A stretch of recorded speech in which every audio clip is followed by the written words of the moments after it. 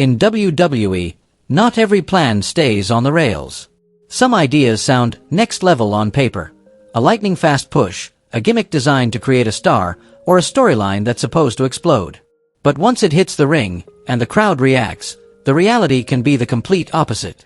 Some plans die early because of injuries. Others collapse under messy booking. And some are simply too unbelievable for anyone to buy into. And when a plan fails, the fallout can be even worse than taking a loss. Kung Bat Dao Nai Thoi Now, Wrestling Sphere, Go. 1. Tom McGee. Over time, Tom McGee's name basically turned into a true running gag among fans. Whenever he comes up, people are equal parts curious and amused, like WWE once saw this blazing future, and then dropped it right in front of everyone. Even as late as 2017, McGee got mentioned again on an unreleased WWE DVD, because he's tied to one bizarre match that became a key piece of a story that makes everyone squint and ask, how did they believe in this guy that much back then? But if you put yourself in that era, it's easier to understand why Vince McMahon was so drawn in. McGee was a Canadian powerlifter with a physique that looked carved out of stone, the exact kind of body Vince always loved. Just looking at him, you could imagine a blend of Kerry Von Erich, the Ultimate Warrior, and even a more modern vibe like Kenny Omega. Tall, muscular, and able to light up a room just by standing there. In 1986, McGee had a tryout in Rochester, New York, against Bret Hart. And that's where the plan started slipping out of rhythm. Bret didn't think much of McGee as a wrestler. He once criticized McGee's style as so fake it was almost tragic. But with the instincts of a master technician and a natural pace setter, Bret put together a performance that made McGee look like a wrecking machine. That night, McMahon was said to be absolutely mesmerized by McGee's body and the image he projected in the ring. The problem was simple. McGee couldn't recreate that magic. In later dark matches, without Bret guiding him, his work looked thin, disconnected, and lacking any real glue. WWE kept giving him chances all the way into 1990 to see if his skills had reached an acceptable level, but he never broke into the full-time main roster. A dream prototype, but only shining when the right person was behind the wheel. 2. XFL. When Vince McMahon decided to jump into football, it wasn't just a fun side quest. It was a Vince-style gamble, loud, different, and big enough to make all of America look up. That's how the XFL was born, partnering with NBC and aiming straight at a bold target. Pull viewers out from the NFL's massive shadow and prove football could be as high voltage as a Monday night entertainment spectacle. The debut on February 3, 2001 was legitimately explosive. Nielsen ratings hit around a 9.5, with roughly 14 million viewers on NBC, about double what the network projected. The marketing was non-stop, real football, real hits, plus a dramatic pace with a WWE edge. In that moment, the XFL looked like a golden child that might actually work. But like a lot of ideas that sound amazing on paper, reality slapped back hard. Just a few weeks later, viewership fell off a cliff. Week 2 dropped to around 4.6, and it kept sinking. Why? The games were criticized as bland and sloppy, because most of the players weren't stars, and their experience and overall level couldn't come close to the NFL. People showed up out of curiosity, but to stay, they needed quality, and the XFL couldn't hold them. At the same time, the XFL kept forcing a WWE-ified presentation onto the broadcast. Tight field-level cameras, on-field mics, sexy cheerleaders, and commentary with a showbiz flavor. It sounds like it should be exciting, but for traditional football audiences, it felt off-key and, at times, outright corny. That pro wrestling vibe became a negative, not a selling point. The end came fast. In May 2001, WWE and NBC announced they were shutting it down after just one season, with WWE estimating an after-tax cash loss of about $35 million. The XFL became an expensive lesson. Not every sport can survive being forced into a fitted entertainment costume. 3. WWE on TBS. In the mid-1980s, as WWE pushed into full-on national expansion, Vince McMahon had already made a smart move, getting WWE onto USA Network back in 1983. That was the golden ticket, national exposure across America, a TV window most promoters could only dream about. But Vince never stopped at enough. He wanted more, bigger. Especially he wanted to plant the WWE flag on TBS, a territory long associated with Georgia Championship Wrestling, GCW. Southern fans were loyal to that style of wrestling like it was a weekly ritual. Vince approached Ted Turner and offered to buy GCW's time slots. Turner said no. So McMahon took the long way around. He orchestrated an internal coup by buying out the ownership stakes of Jack and Gerald Briscoe, along with Jim Barnett, gaining control of the TV slot. Then came the day that changed everything. Saturday, July 14, 1984. WWE aired its first show on TBS, replacing the beloved GCW without warning. History gave it a chilling name, Black Saturday. Vince insisted fans would embrace WWE, but the TBS switchboards lit up with furious calls demanding the return of what they loved. That gritty, hard-hitting Southern flavor, not a New York style they felt was slower and alien. The result? Ratings crashed, and money started flowing the wrong way. Worse, Turner split the time slot with Bill Watts and Ole Anderson. Vince was furious because he wanted exclusivity, but bitterly, those shows outdrew WWE in the ratings. In the end, with no clean exit left, McMahon had to sell the slot to Jim Crockett in 1985 for $1 million. An expensive lesson that taking the airtime has never meant winning the fans. 4. The gobbledygooker. One look at poor Hector Guerrero trapped inside that loud, colorful turkey costume tells you everything. This wasn't weird in a fun way. It was the kind of weird that makes you ask, how could this ever work? The suit was huge, gaudy, awkward, and every step it took dragged embarrassment behind it. And the most brutal part? WWE presented it like a major moment. Survivor Series 1990 had plenty to remember, but the gobbledygooker wasn't the highlight WWE hoped for. That night, the true arena-shaking debut belonged to The Undertaker. Meanwhile, the hardest-working entertainment came from Mean Gene, who had to sell, scramble, and basically hold the segment together while the gooker bit played out. From the very first second, the thing WWE wanted to be kid-friendly comedy already felt like damage control. According to Bruce Pritchard, Vince McMahon was genuinely excited. He wanted a children's mascot, something that could entertain, move merchandise, show up everywhere, similar to the famous San Diego Chicken. In Vince's head, the plan sounded smooth. Hector could wrestle earlier on the card as himself or under another gimmick, then return later as the gobbledygooker for a surprise reveal, spreading joy through the crowd and putting smiles on kids' faces. Exactly the kind of magic WWE liked to promise. But reality hit like a wall of booze. At the Hartford Civic Center, the crowd reacted so harshly it felt like the gooker had offended them, not entertained them. The energy dropped instantly, and the mascot WWE expected to love became a joke, just not the way they wanted. To this day, the gobbledygooker gets brought up as a symbol of a disaster gimmick. WWE thought they were creating childhood wonder, but they slammed straight into the taste of the mainstream audience. And reportedly, even Vince didn't expect the backlash to be that intense. 5. The Ultimate Warrior as Hulk Hogan's successor. Hulk Hogan was the cash-printing machine Vince McMahon leaned on for years, but no matter how powerful Hogan was, he couldn't sit on the Hulkamania throne forever. By early 1990, Hogan was 36, starting to think more about movies and life beyond the ring. More importantly, he'd held the WWE Championship for 5 of the previous 6 years. It was such a long reign that the whole company got used to Hogan being the center of everything. And once that becomes the norm, finding a successor isn't just about picking the next hot name. You're trying to replace a habit in the audience's mind with a new symbol. McMahon looked around and saw someone who seemed perfect on paper, the Ultimate Warrior. Warrior got huge crowd reactions, had the superhero look that fit the era, and brought explosive energy, like a storm charging straight into the camera. And when you put him in the ring with seasoned pros like Randy Savage or Rick Rude, he could still deliver watchable matches, because great opponents could control the pace, cover his weaknesses, and turn his wildness into something exciting. But the problem was this: Hogan still looked like a star even when he lost at WrestleMania 6. So at any moment, no matter how popular Warrior was, it was hard to truly feel like he was the real replacement. He came off more like a massive blast than a long-term foundation. Things got worse because WWE didn't have enough strong, well-built challengers to give Warrior's title run real depth. Business dipped right as he was champion. Even if Savage's 1988-89 run had a slight slowdown, there was still an engine strong enough to pull the train. With Warrior, the drop was more noticeable compared to the revenue standard from the Hogan Top Dog years. The ending came fast and cold, like a bucket of water thrown on the whole changing of the guard dream. At the 1991 Royal Rumble, Warrior lost the title to Sergeant Slaughter.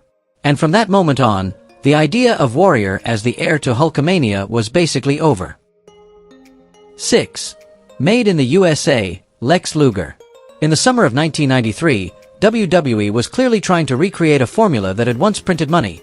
The all-American hero like Hulk Hogan, flags waving, patriotic slogans, and a villain so bad, the crowd would boo the second he appeared. They looked at Lex Luger, still the cold, polished, the narcissist at the time, and decided to make a hard turn, flip him babyface, slap on the Made in the USA label, and push him as the company's new standard-bearer. To stamp the change, WWE staged a pure spectacle moment. On July 4th, on the deck of the USS Intrepid, Luger body-slammed Yokozuna, the evil Japanese giant and reigning WWE champion, surrounded by media and an atmosphere pumped full of patriotism. The message couldn't have been clearer. This is the successor, this is the new symbol, and this is America fighting off the invader. SummerSlam was locked in, and the next 8 weeks were classic WWE pressure cooker promotion. Lex traveled across the country on a custom bus called the Lex Express, basically running a campaign tour designed to turn him into the #1 babyface. Everything was packaged like a victory parade, except for the one thing that mattered most, a natural, genuine crowd connection. Then SummerSlam arrived. Luger won, but by countout. No title change. No complete, crowning moment. Instead, they threw a celebration with balloons and confetti that looked ridiculous, because everyone understood the obvious truth. You can't party like you conquered the world when the championship is still sitting on your opponent's shoulder.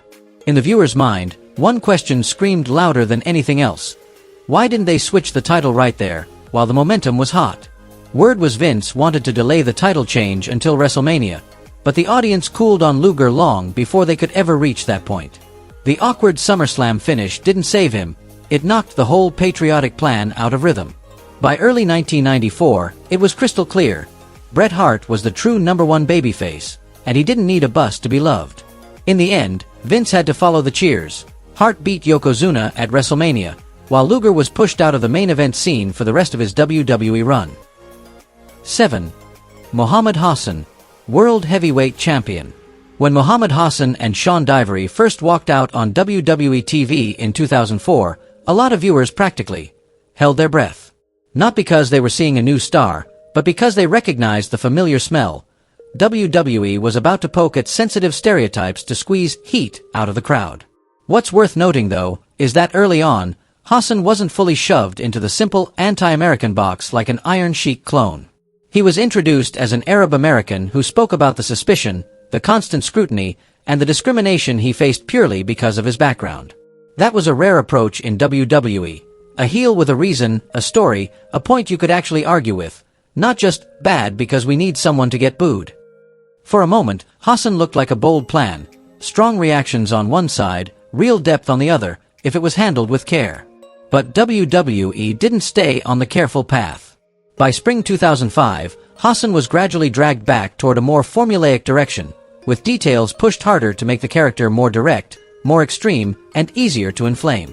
And then the fatal mistake hit at the worst possible time, right as WWE was reportedly lining up a plan for Hassan, hated to his core, to win the World Heavyweight Championship at SummerSlam. WWE aired an angle where Hassan ordered a group of masked men to attack The Undertaker with clubs, and even piano wire. The message that segment gave off was way too obvious, way too sensitive, and way too dangerous. The fallout was immediate. UPN flat out refused to allow Hassan on any of their shows. WWE quickly swerved by writing him out at the Great American Bash, and not long after, Hassan was gone from the company. A plan that once had a real shot at becoming a major breakthrough ended as an expensive lesson. When you play with a fuse, sometimes it only takes one night for everything to collapse. 8. Weekly pay-per-views. Long before TNA felt forced into weekly pay-per-views as a last-ditch move, WWE had already tasted what it feels like to flood the market until fans are just tired of paying. The idea sounded bold. If Sunday can be a huge event, why not turn Tuesday into a secondary pay-per-view, another night to cash in? So right after Survivor Series 1991, just before Thanksgiving, WWE scheduled an event only 6 days later and gave it a name so blunt it almost sounded icy. This Tuesday in Texas. To justify the show's existence, they deliberately held back Jake Roberts and Macho Man Randy Savage from Survivor Series, saving their match as bait for Tuesday night. And at the center of it all, Hulk Hogan was placed into a justice story, trying to win back the WWE Championship he'd just lost to The Undertaker in a controversial finish. On paper, the card had only 5 matches, so it felt like fast food, enough to fill you up, but nowhere near a true feast. Still, it had moments people remember, especially Jake's post-match promo, which slid past the line into an uncomfortable tone that felt more gross than cleverly shocking. The bigger issue was simple. The show didn't bring in the money WWE expected. Later on, a Tuesday concept could work as a rerun slot or a bridge between bigger events, but it clearly didn't have the power to become a new pay-per-view holiday. WWE would experiment again with ideas like Taboo Tuesday, but in the end, they had to accept the truth. The big events belong on Sundays. And everything else, eventually, proved pointless. 9. Bobby Lashley, the babyface hero that never clicked. When Bobby Lashley hit WWE's main roster in 2005, it looked like the blueprint for success was already written. He had the exact weapons WWE loves: a massive, chiseled frame, a quiet intensity, cold eyes, explosive power, and a legit amateur wrestling base that made opponents look small with a single hold.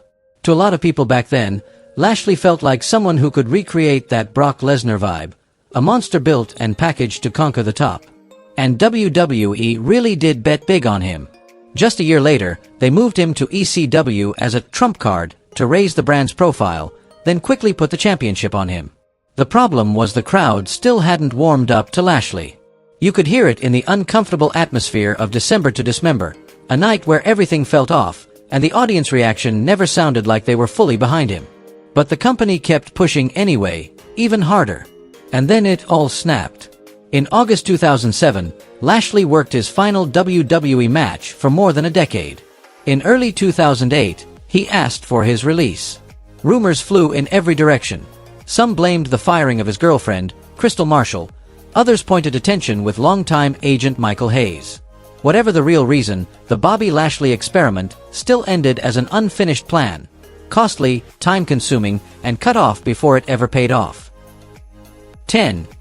Diesel as WWE Champion. Whenever someone wants to gently remind Kevin Nash that being tall and big doesn't automatically make you the savior, they just bring up Diesel's WWE title run in 1994-95. That year felt like WWE trying to slap duct tape on a ship with a hole in the bottom, then acting shocked when it still sank. But to be fair, dumping it all on Diesel isn't entirely right. WWE was in rough shape at the time. The fallout from the steroid scandal had crushed the company's image, and the ticket-selling superhero era, Hogan style, had already walked off the stage. The issue wasn't just the belt. WWE simply didn't have a bright enough beacon to pull fans back in. And instead of reading Nash for what he really was, WWE tried to mold him into the next Hogan. Diesel got painted with an almost soda commercial smile, an overly gentle attitude, and friendliness added on with a thick brush, so forced you could feel it. Nash worked best when he was cool, dry, sarcastic, with that lazy, detached edge like he was watching the whole world from the outside. By making him play the perfect hero, WWE basically took away his sharpest weapon. Matches with Bret Hart and Shawn Michaels still mattered, because those opponents were elite enough to control the rhythm and make Diesel feel like a mountain worth climbing. But then WWE fed him a parade of monsters like Sid, King Mabel, or time-shifted names like Backlund, and the whole story veered off course. Diesel got pushed into a spiral where he had to carry both the character and the era itself. Kevin Nash wasn't Hulk Hogan. No matter how badly Vince wanted it, the audience just didn't buy that role. 11. Brawl for All. In mid-1998, WWE had momentum over WCW in the Monday Night Ratings War. And when you're on top, the usual instinct is to push the envelope just to prove you're different.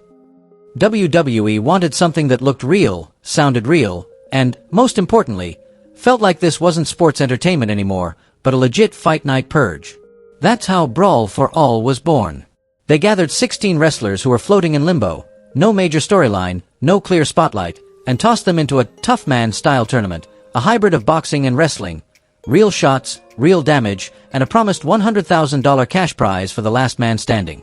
On paper, it sounded like a career-changing opportunity. In reality, it felt like a trap, because everyone knew that when WWE puts that kind of money on the table, they usually already have their guy in mind.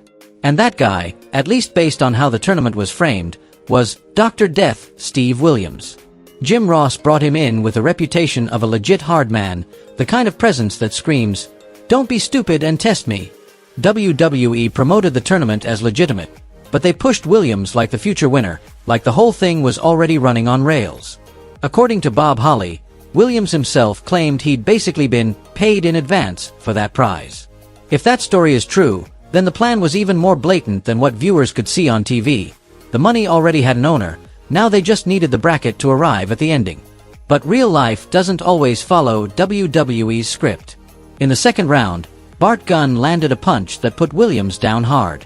And in that moment, it wasn't just one match that broke, it was the entire illusion WWE was trying to sell. Williams' untouchable image shattered, and the company's careful math went down with it. The fallout was ugly. Money burned, real injuries piled up, and fans were uncomfortable because what they were watching wasn't safe pretend anymore. And worst of all, WWE didn't even get what they wanted. Brawl for All didn't end like a revolution. It ended like a blunt reminder that real fighting doesn't automatically mean good, and it definitely doesn't guarantee every piece will stay where you plan to place it. And those are the can't-miss plans that ended up crashing and burning in ways nobody saw coming. Which WWE fail do you remember the most? Drop it in the comments. And don't forget to like and subscribe to Wrestling Sphere for more episodes like this.